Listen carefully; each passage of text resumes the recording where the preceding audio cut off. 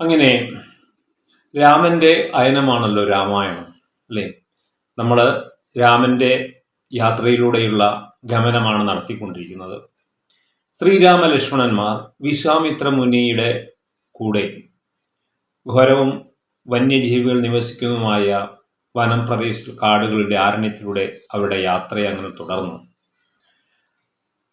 കഴിഞ്ഞ സർഗത്തിൽ, അതായത് 28-ാം സർഗത്തിൽ ശ്രീരാമൻ വിശ്വാമിത്രനോട് ചോദിക്കുന്നു, വളരെ പവിത്രമായ, വളരെയധികം പൂക്കളാൽ രമണീയമായി വിടർന്നു നിൽക്കുന്ന ഒരു ഭൂപ്രദേശം കണ്ടപ്പോൾ രാമന്റെ ക്വസ്റ്റ് ഫോർ സെർച്ച്, അന്വേഷണദാഹം വീണ്ടും ഉണരുന്നു. രാമൻ വീണ്ടും വിശ്വാമിത്ര മുനിയോട് ചോദിക്കുന്നു, അല്ലയോ മുനി, ഈ പ്രദേശം എന്തുകൊണ്ടാണ് ഇത്ര തേജസ്സായി നിലകൊള്ളുന്നത്? ഇത് എവിടെയാണ് എന്ന് ചോദിക്കുന്നതിന് ഉത്തരമായിട്ടാണ് 29-ാം സർഗം ആരംഭിക്കുന്നത്. അതായത് സിദ്ധാശ്രമ വർണ്ണന എന്നാണ്. കാരണം ഈ രാമലക്ഷ്മണന്മാരെ കൂട്ടിക്കൊണ്ടുവന്നത് ഇവിടേക്കായിരുന്നു. അങ്ങനെ അവരുടെ ലക്ഷ്യസ്ഥാനത്തിലേക്ക് എത്തി എന്ന് പറയാം. അതായത് സിദ്ധാശ്രമം. ഈ സർഗത്തിൽ സിദ്ധാശ്രമ വർണ്ണനയാണ് ഉൾക്കൊള്ളിച്ചിട്ടുള്ളത്. അപ്പോൾ ഞാൻ ഒരിക്കൽ പറയുണ്ടായി, ഈ രാമായണം ഭക്തി, യുക്തി, വിഭക്തി ഇങ്ങനെ 3 രീതിയിൽ സമീപിക്കാമെന്ന്. തികച്ചും ഭക്തിയോടെ നമുക്ക് രാമായണത്തെ കാണാം, അല്ലേ? എല്ലാ വീടുകളിലും, പ്രത്യേകിച്ച് പ്രായമായവർ, നമ്മളെപ്പോലെ പ്രായം കുറഞ്ഞവരൊന്നും ഇതിലേക്ക് വരാറില്ല. അമ്മമാരും മുത്തശ്ശന്മാരും ഒക്കെ കുളിയും കുറിയും എല്ലാം കഴിഞ്ഞ്, പ്രത്യേകിച്ച് തുഞ്ചത്തെഴുത്തച്ഛൻ്റെ അധ്യാത്മരാമായണം എടുത്ത്, അത് ഭക്തിക്ക് പ്രാധാന്യം നൽകുന്നതാണല്ലോ. അതിൽ രാമൻ നിവസിക്കുന്നു എന്ന ഭക്തിയാൽ എന്നും രാമായണ പാരായണം നടത്തുന്നവരുണ്ട്. എന്നാൽ നമ്മളെപ്പോലെ ചിലരൊക്കെ പഠനാർത്ഥം റാഷണൽ സ്റ്റഡി അഥവാ യുക്തിക്ക് പ്രാധാന്യം നൽകിക്കൊണ്ട് ആണ് വാൽമീകി രാമായണം നമ്മൾ പഠനത്തിന് വിധേയമാക്കുന്നത്. അപ്പോൾ ഇവിടെ വാൽമീകി എന്താണ് രാമായണത്തിൽ പറഞ്ഞിട്ടുള്ളത്? അതാണ് നമ്മൾ ചിന്തിക്കുന്നത്. മറ്റ് രാമായണങ്ങളൊക്കെ ഇതിൻ്റെ വകഭേദങ്ങളാണ്, അല്ലെങ്കിൽ മറ്റ് പേരിലാൽ ഇറങ്ങപ്പെട്ട എല്ലാ രാമായണവും വാൽമീകി രാമായണത്തിൽ നിന്ന് അടർത്തിയെടുത്തിട്ടുള്ളതാണ്. അപ്പം അതിലൂടെയുള്ള ഒരു തീർത്ഥയാത്രയാണ് നമ്മൾ നടത്തിക്കൊണ്ടിരിക്കുന്നത്. നിങ്ങളെ കഴിയുന്ന അത്രയും ഇത് സശ്രദ്ധം ശ്രദ്ധിച്ച് കേൾക്കണം എന്ന് മാത്രമല്ല, ഇത് എല്ലാവർക്കും ഷെയർ ചെയ്ത് കൊടുക്കണം. നിങ്ങൾ ഈ ചാനൽ സബ്സ്ക്രൈബ് ചെയ്യുകയും വേണം.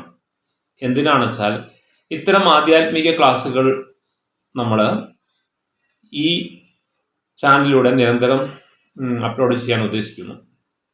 PVN global channel. ഏതായാലും നമുക്ക് സിദ്ധാശ്രമത്തിലേക്ക് തന്നെ പോകാം. അപ്പോൾ ഈ മനോഹരമായ ഭൂപ്രദേശം കണ്ടിട്ട് മഹാ തേജസ്വിയായ വിശ്വാമിത്രൻ അപ്രമേയനായ രാമന്റെ ചോദ്യം കേട്ട് ആ വനത്തെക്കുറിച്ച് വിസ്തരിച്ച് പറയാൻ തുടങ്ങി.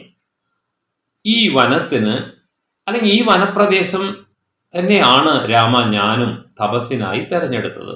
പക്ഷേ അത്രയും സർവശ്രേഷ്ഠമായ ഒരു വനപ്രദേശമാണിത്. പക്ഷെ എൻ്റെ തപസ് വിഘ്നമുണ്ടാക്കുന്ന രീതിയിലാണ് ഇവിടെ രാക്ഷസന്മാർ വന്ന്, മാരീചൻ, സുബാഹു മുതലായവർ വന്ന് എൻ്റെ തപസ് പല പ്രകാരത്തിൽ മുടക്കാൻ ശ്രമിക്കുകയാണ്. അപ്പം അതിനായിക്കൊണ്ടാണ് നിങ്ങളെ ഞാൻ ഇങ്ങോട്ട് കൂട്ടിക്കൊണ്ടുവന്നത്. ഇനി ഈ പ്രദേശത്തിൻ്റെ മഹത്വം ഞാൻ അല്പം നിങ്ങളോട് പറയാം എന്ന് പറഞ്ഞ് വിശ്വാമിത്രൻ പവിത്രമായ ആശ്രമവർണ്ണന ആരംഭിക്കുകയാണ്. ശ്രദ്ധിക്കുന്നുണ്ടോ? ഈ ആശ്രമവർണ്ണനയാണ് ഈ സർഗത്തിൽ ഉൾക്കൊള്ളിച്ചിട്ടുള്ളത്. പറയാം. ഈ പ്രദേശത്തിന്റെ പ്രത്യേകത എന്താണെന്ന് വെച്ച് കഴിഞ്ഞാൽ, എല്ലാമായ ശ്രീ വിഷ്ണു ഭഗവാൻ തന്നെ ആദിയിൽ ഈ പ്രദേശത്ത് തപസ് ചെയ്തിരുന്നു അത്രേ. പിന്നെപ്പോ ഈ സ്ഥലത്തിന്റെ സിദ്ധിയെക്കുറിച്ച് പറയണ്ടല്ലോ. മഹാവിഷ്ണു തന്നെ എത്രയോ സംവത്സരങ്ങള്, യുഗങ്ങള് ഇവിടങ്ങളിൽ തപസ് ചെയ്തിരുന്നു. അങ്ങനെ തപസ് ചെയ്തുകൊണ്ടിരുന്ന ഒരു പ്രദേശമാണിത്. അദ്ദേഹം ഇവിടെ വെച്ചാണ് ഒരുപാട് തപസിദ്ധികളെല്ലാം നേടിക്കഴിഞ്ഞിട്ടുള്ളത്. ഈവൻ മഹാവിഷ്ണു പോലും തപസിദ്ധി നേടിയത് ഇവിടെയാണെങ്കിൽ അതുകൊണ്ടായിരിക്കാം ഈ സ്ഥലത്തിന് സിദ്ധാശ്രമം എന്ന് പേര് ലഭിച്ചിട്ടുള്ളത്. വീണ്ടും പറയുന്നു, ഇതിന് സിദ്ധാശ്രമം എന്ന് പേര് വരാൻ മറ്റു ഉപകാരണങ്ങളും ഉണ്ട്. എന്തെന്നറിയാം, നമുക്ക് ആ ചരിത്രത്തിലേക്ക് ഒന്ന് നോക്കാം. നിങ്ങൾക്കറിയാം, ഈ വിരോചന പുത്രൻ മഹാബലി നമ്മൾ ഓണവുമായിട്ടൊക്കെ ബന്ധപ്പെടുത്തിയിട്ടുള്ള ഓണത്തിൻ്റെ ഐതിഹ്യവുമായി ബന്ധപ്പെട്ട് ഞാൻ വീഡിയോ വേറെ ചെയ്തിട്ടുണ്ട്. PVN ഗ്ലോബൽ സെർച്ച് ചെയ്താൽ നിങ്ങൾക്ക് അതിൽ നിന്ന് കൂടുതൽ ഡീറ്റെയിൽ കിട്ടും. അപ്പോൾ ഈ വിരോചനപുത്രൻ, എന്താ അദ്ദേഹത്തിൻ്റെ പേര്? മഹാബലിയാണ് അല്ലേ. അസുര ചക്രവർത്തിയായിരുന്നു അദ്ദേഹം. ഒരിക്കൽ ത്രിലോകങ്ങളെ കീഴടക്കി, 3 ലോകങ്ങളെയും കീഴടക്കി ഇന്ദ്രന്റെ ദേവരാജ്യം അല്ലെങ്കിൽ ദേവരാജ്യം നേടി ഒരു യാഗം ആരംഭിക്കുകയുണ്ടായി. ആര്? മഹാബലി. വളരെയധികം ശ്രേഷ്ഠമായൊരു യാഗമാണ്. ആ യാഗം പൂർത്തീകരിക്കപ്പെട്ടാൽ പിന്നെ ദേവന്മാർക്ക് നിലനിൽപ്പില്ല എന്ന് അറിഞ്ഞ ദേവന്മാര് മഹാവിഷ്ണുവിനെ സമീപിച്ചു. എന്താ? പരിഹാരാർത്ഥം. വിഷ്ണു ഭഗവാനെ സമീപിച്ച് വിരോചനപുത്രനായിരിക്കുന്ന, എന്താ വീണ്ടും വീണ്ടും അങ്ങനെ വിരോചനപുത്രൻ എന്ന് പറയാൻ കാരണം മഹാബലി ആരാ എന്നൊക്കെ ചിലപ്പോൾ നമ്മുടെ മക്കൾ ചോദിക്കാറുണ്ട്. ആരുടെ മകനാ ഇല്ലേ എന്നൊക്കെ ചോദിക്കും. അപ്പോൾ ആ മഹാബലി യാഗം അല്ലെങ്കിൽ മുടക്കുക എന്നുള്ളതായിരുന്നു എപ്പോഴും അങ്ങനെയാണ് ഈ ദേവന്മാരുടെ ലക്ഷ്യം. കാരണം അവരെ സാമ്രാജ്യം പിടിച്ചടക്കി ഭരണം നടത്തിയിരുന്ന ഒരു മഹാനായ, അസുരനാണെങ്കിലും ഏറ്റവും നല്ല ഒരു അസുര ചക്രവർത്തിയായിരുന്നു മഹാബലി. ഇവിടെ നമ്മുടെ ഓണത്തിന്റെ കഥയിലേക്ക് ശരിക്കും ഇതൊന്നും അരങ്ങേറിയത് കേരളത്തിലല്ല. പക്ഷെ എന്തായാലും എന്തുകൊണ്ടാണ് കേരളത്തിൽ ഇത് അരങ്ങേറിയത് എന്ന് ഞാൻ ഓണം എന്നുള്ള വീഡിയോയിൽ പ്രത്യേകം ചെയ്തിട്ടുണ്ട്. അതൊന്ന് വായിക്കുക. ദെൻ അങ്ങനെ ദേവന്മാരെല്ലാവരും കൂടി വിഷ്ണുവിൻ്റെ അടുത്ത് ചെന്നിട്ട് വിഷ്ണു ഭഗവാനോട് അരുളി ചെയ്തു, അല്ലയോ ഭഗവാൻ, ഈ യാഗം എങ്ങനെയെങ്കിലും മഹാബലിയുടെ താങ്കൾ മുടക്കി തരണം. അതിന് താങ്കൾ വാമന രൂപം എടുക്കേണ്ടതുണ്ട്. ഇവിടെയാണ് ദശാവതാരത്തിലെ വാമന രൂപം. ഇത് രാമായണത്തിലും പ്രതിപാദിച്ചിട്ടുണ്ട് എന്ന് പറയുന്നു. അപ്പോൾ താങ്കൾ അതെവിടെയാണ് പരാമർശിച്ചത്? ഈ ആശ്രമത്തിന്റെ വർണ്ണന നടത്തുന്ന സമയത്താണ് ഇവിടെ വാമന അവതാരത്തിലേക്ക് പോകുന്നത് രാമായണത്തിൽ. അങ്ങനെ ഈ ഭാഗവത്തിലൊക്കെ ഉണ്ട്. അപ്പം ഇവിടെ വാമൻ രൂപം എടുക്കാൻ അഭ്യർത്ഥിച്ചു. ഇതേ സമയത്ത് തന്നെയാണ് മറ്റൊരു സംഭവം നടക്കുന്നത്. സൈമൾട്ടേനിയസ്ലി ഒരേ സമയം 2 കാര്യങ്ങൾ നടക്കുകയാണ്. എന്താണ്?